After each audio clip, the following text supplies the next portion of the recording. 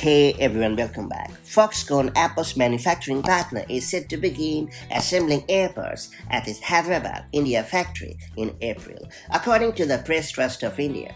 Citing an industry source, the report states that all units produced in India will be exported to other countries, though it does not specify which AirPods models will be manufactured.